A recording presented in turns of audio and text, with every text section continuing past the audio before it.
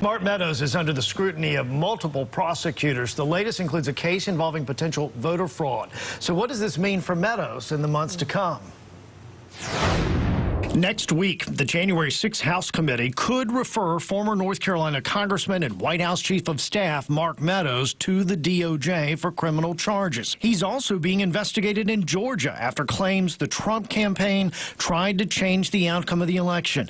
And now in North Carolina, the state attorney general has in his hands the SBI's findings in a voter fraud case. Election officials say Meadows voted in Virginia, but was also registered in South Carolina and North Carolina. The New Yorker first broke the story back in March that the Scaly Mountain address was a double-wide trailer. Soon after, the SBI confirmed it was investigating. And this is such a puzzling thing for a guy who was often pretty careful.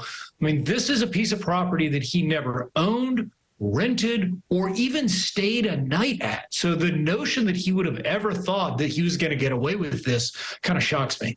Western Carolina political scientist Chris Cooper agrees that whether Meadows is charged depends on what Attorney General Josh Stein sees in the evidence collected by the SBI and the interpretation of state election law. If this was the only fire burning, maybe Mark Meadows escapes this. But he has January 6th and his role there. He has these texts that just came out. He's got what's still going on in Georgia. I mean, there are legal battles for Mark Meadows all across the East Coast.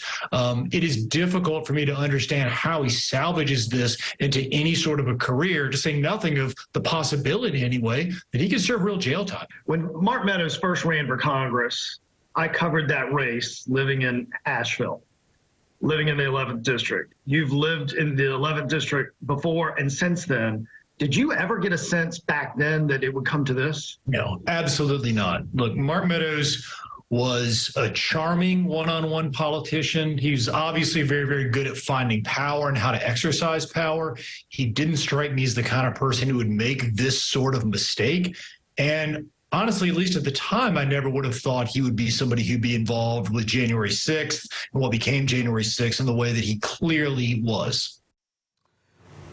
So a lot of people asking on social media right now, what's the timeline of this, with so many things happening? Well, who knows with the DOJ, of course. We just have to wait and watch as far as Georgia is concerned. And, Josh Stein can take his time on this. The question is, does he convene a grand jury? There's no real timeline on what he has to do to proceed in the near future anyway. Just have to watch and see. Yeah, no doubt about it.